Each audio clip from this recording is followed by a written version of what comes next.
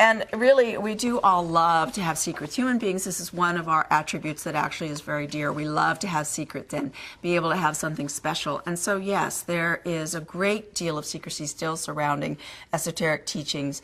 And we almost love that. It's kind of a love-hate relationship. We want the freedom to know all these things, but we want life to be mysterious.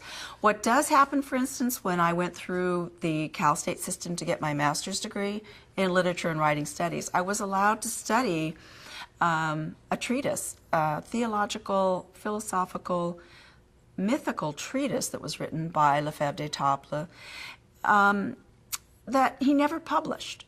And there are very real reasons for that. At that time, it was heretical. And so he hid it away. His colleagues knew. They would send manuscripts back and forth between themselves in secrecy all the time. So some of the... That still exists today.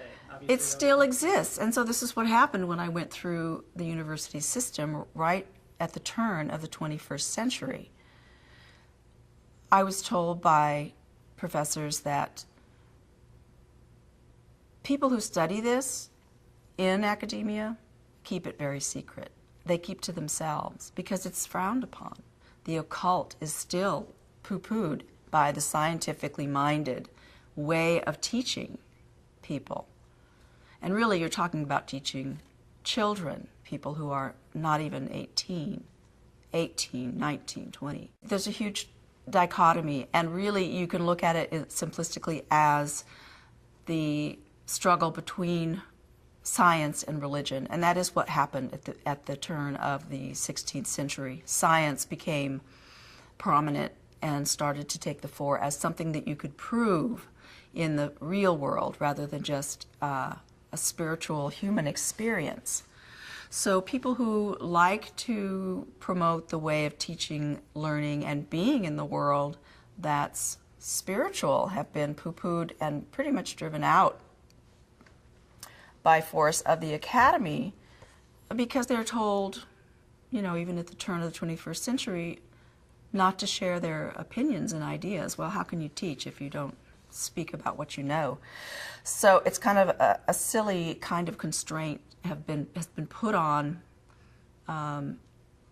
teaching institutions really by ourselves, by our own culture. So it's been a big struggle now to integrate ideas of the heart and the mind with, well, more hardcore ideas of the mind, engineering, something you can build, something you can see, to integrate it so that we're not left with a feeling of emptiness when we have all this wealth around us. We want to have a feeling of fullness and a feeling of having accomplished something meaningful.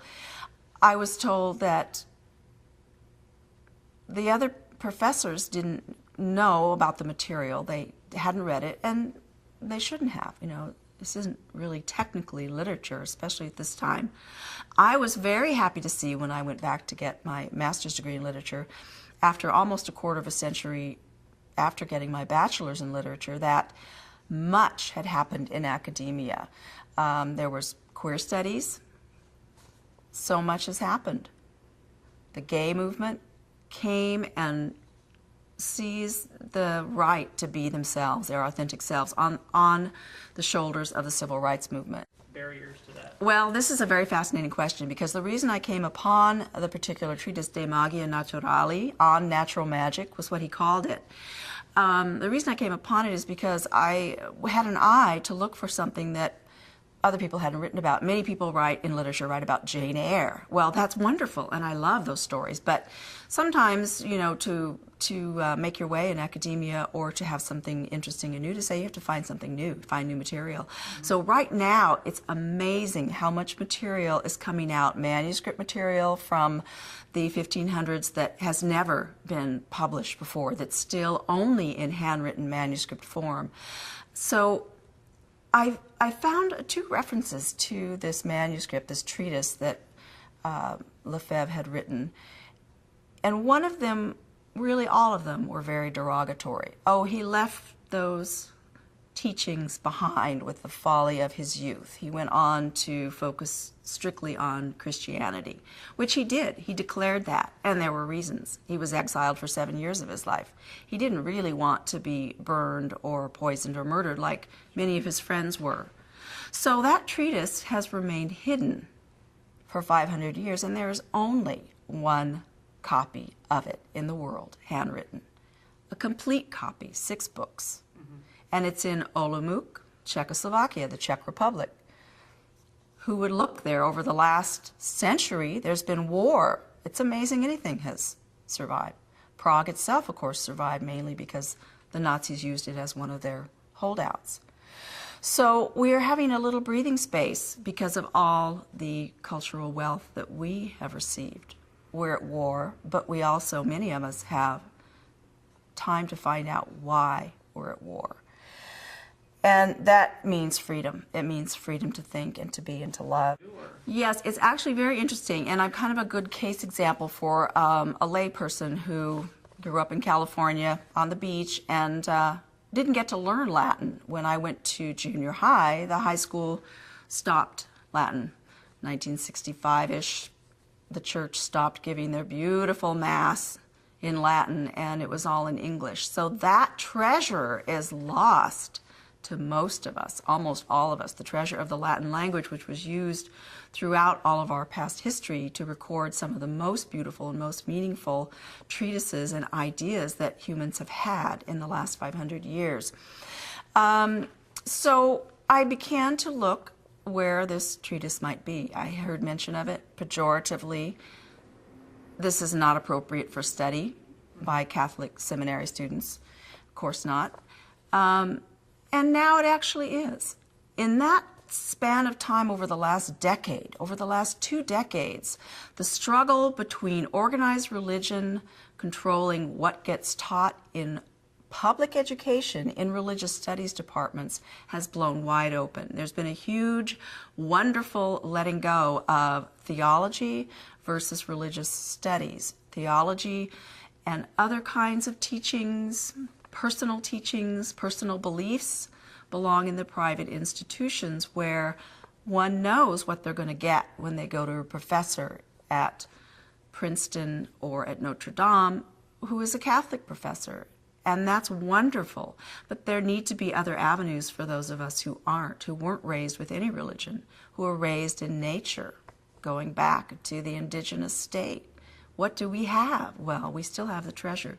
But sometimes people like myself will find things and need to learn. I did find Olomouc listed as a stronghold of where they have these manuscripts that people can go.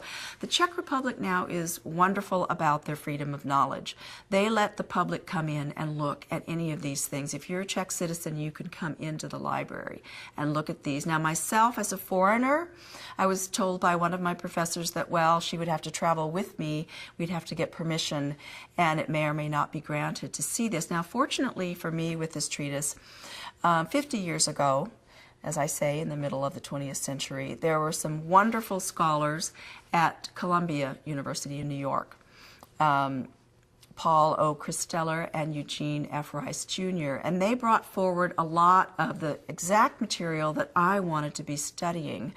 And Christeller had gone in the middle of the 20th century touring Europe, around Europe, scouring all of the libraries and some monasteries to find what was uncatalogued, to find these manuscripts and say, someday we're going to see these come out and people can read them. Right. So he had gotten permission. He found it just by being there. He didn't have any idea that there was a complete edition of Lefebvre's De Magia Naturale on the planet left anywhere. And he found it in the research library that's associated with the Uniwersytní knihovna. It's the research library, research university in Czech Republic, in Olomouc, which is south of Prague. So he was so excited, and they allowed him to microfilm it.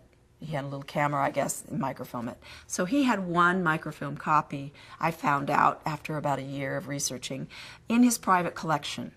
He lived, of course, in New York, Columbia University. He had donated his collection to the library there. So I spoke eventually with a wonderful colleague who was very open-hearted, open-minded about sharing academic information.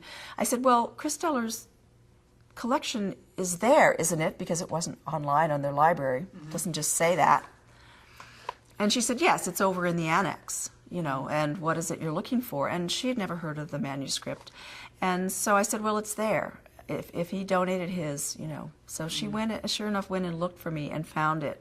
And it actually took me, I think, 3 years to get permission to look at the microfilm copy of the manuscript, because it is important to have people who are educated about the etymology of the words. What do these words mean? Can read Latin in the first place. So normally you have a situation where someone is raised from a young age in private schools, and they go to private junior high and private high school and learn Latin as a matter of course. Nowadays that's hardly done anyway, but in private schools from Catholic studies it will be. So that beautiful treasure is carried on, which is very important.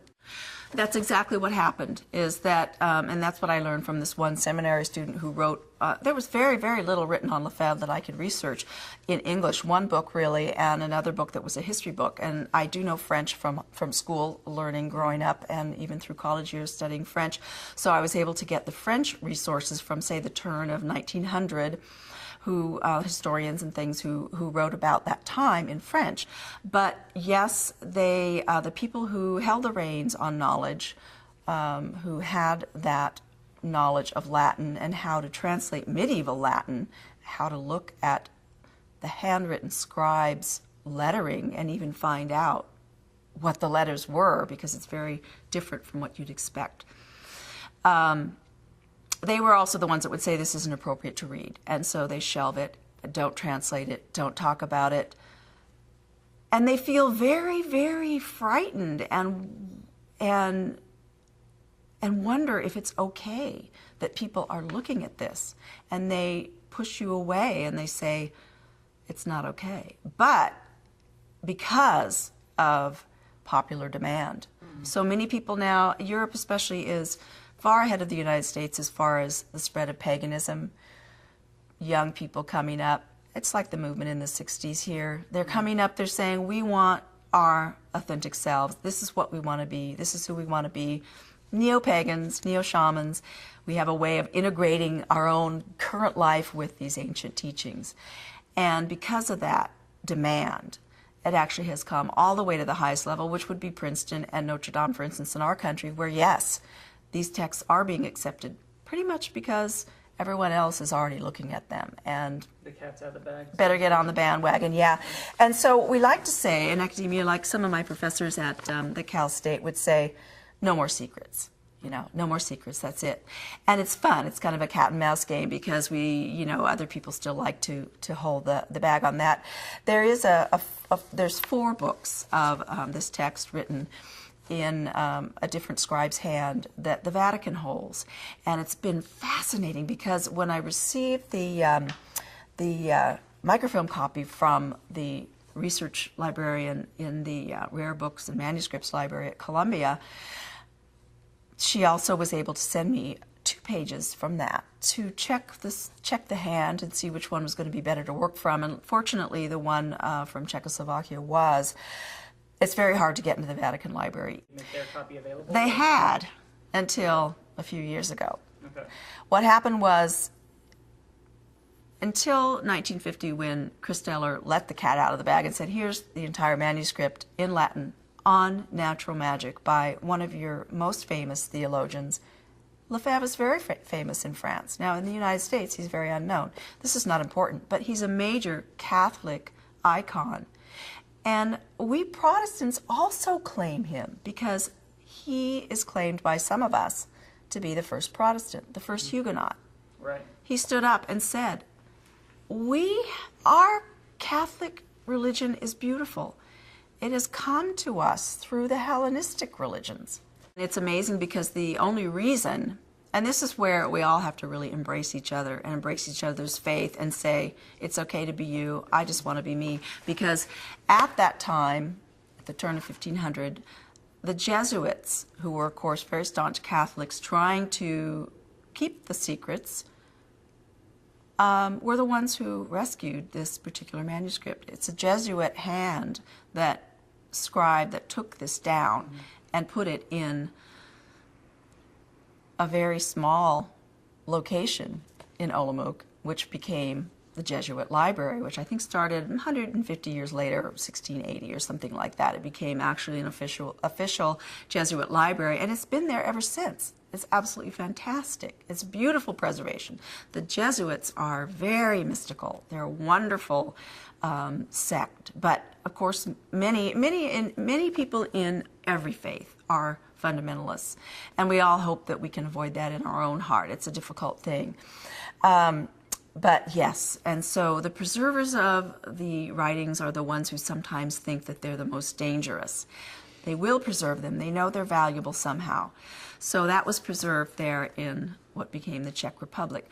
What happened with me was I found out about the microfilm copy that came really out of war-torn communist Europe to the free world, to New York, to Columbia University, in the middle of the 20th century. This is my lifetime. I was born 5 years later. You know, in fact, I think he went and found it the year before I was born. And so it's been sitting there and has been maligned in writing several times by Catholic scholars, even by Catholic scholars, even perhaps by Protestants in public institutions, because mainstream religion from the 50s till the 60s, 70s, 80s was really quite constricted and rigid, and that had its purpose. But gradually those reins have really let loose in academia, so that yes, there are still people who teach like that in academia, but also there are rebels, and I won't even say rebels, it's just people being who they are. You know, we all like to put on those extreme names on each other, like, well, you're the one who's causing trouble, and it's just other people who think differently. So those people are much more well heard now in academia, which is so refreshing, you know. And I think that the esotericists, the people who have interior vision, the natural psychics in the world, are actually the next in line to be given that voice and say, yeah, it's okay to be you. And it's okay to know what that means when you see that magical document and you say, yes, I've had that experience. I know what he means. And this is very important, because if you think this is one, I mean, it's all about you know, what is right and what is wrong, and what is sane and what is insane. Now, if you really look at the full range of human thinking, there's no line. But we always have to draw boundaries. That's what cultures and societies are about. And so right now we have a very unfortunate situation continuing in our culture, where people who have inner vision and who think differently and think with this inner eye are looked at as crazy. And for instance, what we see right now coming out, all these texts are coming forth. They have a power of their own. There is power in those words and in those ideas and thoughts, because you hear them genetically. I hear that same voice that Jacques Lefebvre d'Etaples heard. It's not magic, it just is. It's what we are. So Jung, for instance, C.G. Jung, one of the founders of science, psychology, himself hid away a book just such as this, which is a text that's very personal and very ebullient and very effulgent with life and light and darkness, and combining that beautiful dark with the light. Because we all like to think, oh, there's nothing hidden in my life. But of course there is. So we live on many planes. And Jung had brought his own personal work to bear on his own mind and life with the Red Book. He wrote the Red Book, and just now, 2009, it's been published. So just on that real quick, why is it taking so long for this to be published? Well, first of all, just like Lefebvre, Jung did not want the book published in his lifetime. Jung lived in a different era, the war, Hitler, a very dark time. We still are in a dark time, but light is blasting through because we just insist. He didn't want it published because he knew his colleagues who were scientists would think he was crazy. It's a very emotional text.